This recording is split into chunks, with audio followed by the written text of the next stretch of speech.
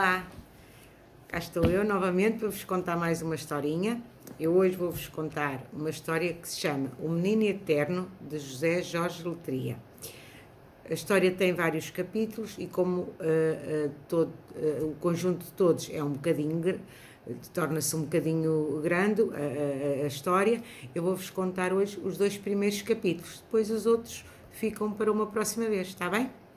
Olha, então, a capa é verde, vários tons de verde, e tem um menino em cima de um animal que é um cavalo e está em cima de uma mantinha cor de laranja, e ele também tem vestido uma camisola assim cor de laranja, meio avermelhada.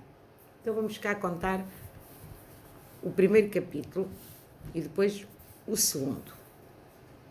O primeiro capítulo chama-se Um Camponês Sábio. Naquele ano longínquo, a primavera chegou mais tarde. Os frutos e a folhagem verde tardaram a aparecer nas árvores e os camponeses pensaram que podiam muito bem tratar-se de um castigo por algum mal que tivessem praticado.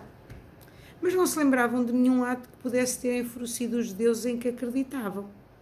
Por isso ficaram tranquilos e continuaram à espera e, quando a primavera finalmente deu sinal, com as suas cores e cheiros inconfundíveis, sentiram um grande alívio.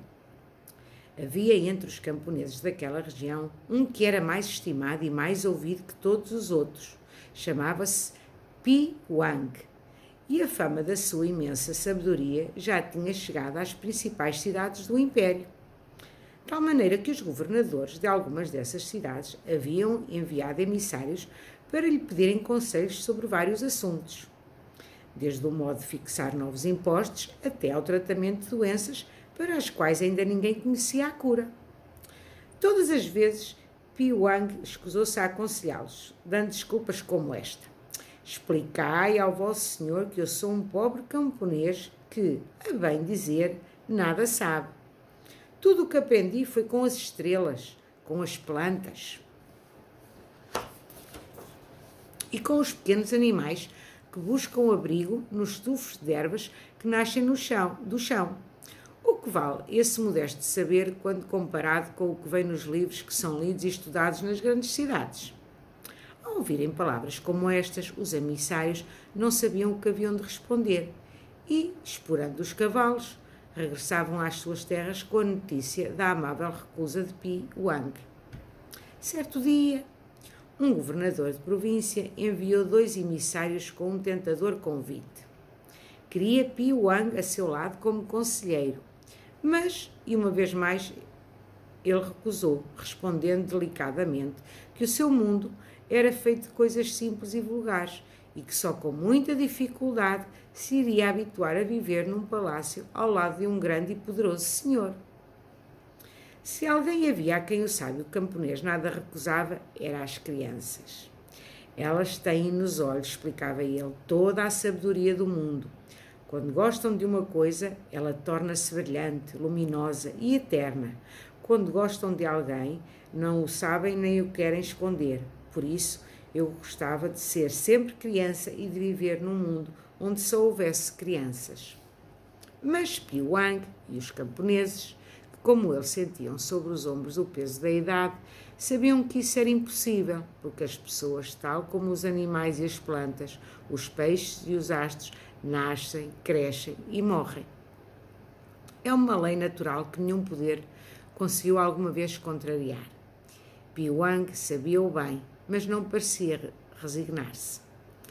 Disse mesmo que, embora não soubesse ler nem escrever, ditava aos mais jovens, aos que sabiam juntar as letras e os algarismos, belos poemas que muita gente leu e aprendeu de cor para depois recitar aos filhos e aos netos. Nesses poemas, Pi Wang não dava conselhos porque achava que não é para isso que serve a poesia. Limitava-se a falar das coisas pequenas e belas que existem neste mundo e a descrevê-las com palavras transparentes e sonoras, como a água dos rios que atravessam a região e a tornam verdejante e fértil. De onde vem toda a tua sabedoria se não sabes ler nem escrever? Perguntou uma vez uma criança a Pi Wang. Ele, com um sorriso cheio de ternura, respondeu-lhe: Vem da maneira como olho as coisas que existem à minha volta, principalmente aquelas que, por serem insignificantes, não merecem a atenção de ninguém. A criança ficou satisfeita com a resposta e foi contar às outras crianças o que tinha ouvido da boca do sábio camponês. Naquele ano em que a primavera tardou a chegar, muitos foram aqueles que quiseram ouvir de Piu Wang uma explicação que os satisfizesse e acalmasse, mas ele limitava-se a dizer: a natureza tem destas coisas, tem as suas regras e as suas leis, porque não havemos de lhe dar um pouco mais de tempo? À primeira vista, todos achavam que tinha razão e que a natureza certamente não ia errar, mas, lá no fundo, estavam preocupados por como viam as colheitas a atrasar-se e os celeiros a ficarem vazios. Quando a primavera finalmente chegou, festejaram-na com tanta alegria eram capazes de mostrar, e foram agradecer a Piu Wang. Mas vem agradecer-me o quê? Inquiriu ele espantado. Eu nada fiz para que a primavera se apressasse, apenas esperei por ela com a paciência que sempre tive e a natureza sempre teve comigo. E acrescentou, com uma pontinha de ironia: que eu saiba, a natureza nunca pediu a nenhum de nós para crescer mais depressa ou para fazer as sementeiras numa estação imprópria. Estas palavras sensatas só vieram confirmar o que todos pensavam de Piu Wang. Era um velho sábio que devia ser estimado e respeitado mais do que nenhum outro. Segundo capítulo. O que valem os amigos? No fim do outono, foi nomeado um novo governador para a região onde vivia Piu Wang. Era um homem ainda jovem e ambicioso, que sonhava ter mais riqueza e poder para chegar um dia à capital do império com um importante título de nobreza que lhe desse assento na corte do imperador. Como sentia que esse dia tardava, apressou-se a fazer chegar à capital notícias da sua força e autoridade. Mandou emissários avisar os camponeses de que tencionava aumentar os impostos e de que, a partir dessa data, deviam pagar a dobrar todos os encargos que já tinham e que eram tão difíceis de suportar. Para mostrar que contava com importantes apoios, convidou Piu Wang para passar uns dias no seu palácio, mas o velho camponês recusou o convite com a delicadeza habitual, mandando dizer-lhe que o seu lugar era junto dos outros camponeses, numa altura em que todos os braços eram poucos para tirar da terra o sustento e o mais que era preciso para pagar os impostos. Como se atreve ele a recusar um convite do governador? Exclamou, irado, o senhor da região ao ter conhecimento da resposta. E disse mais: é preciso que saiba que quem não está comigo está contra mim. Por isso, a contar deste momento, não terei por ele nenhuma consideração especial. Receberá o mesmo tratamento que dou aos outros camponeses. Se, para todos, os impostos eram pesados, para Piu Wang ainda o eram mais, porque, alcobrado pela velhice, já poucas forças tinha para amanhar a terra e tirar dela a riqueza que lhe era exigida. Deixa-se ficar sentada à porta da sua modesta casa de madeira, a ver as crianças brincando junto do rio e as mulheres a regressarem dos trabalhos do campo. Sentia que lhe começavam a faltar as forças, mas nem por isso diminuía o seu gosto de pensar e de imaginar coisas fantásticas, cidades azuis e brancas, onde desse prazer viver. Não demoraram muito os cobradores de impostos do governador a visitá-lo. Sabes bem, disseram-lhe asperamente, o que tens de pagar e como podes calcular. Não temos o dia todo para ficar à espera que te decidas. Não sairemos daqui de mãos a abanar.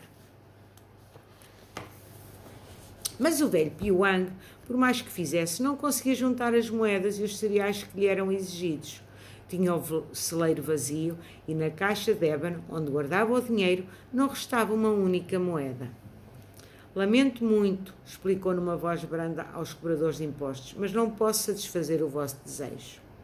Foi nesse momento que começaram a juntar-se à porta da casa outros camponeses com cestos carregados de trigo e de centeio e com pequenos sacos de linho onde tilintavam algumas moedas. Viemos, declarou um deles, só para te ajudar. Sempre pudemos contar contigo e chegou o momento de poderes contar connosco.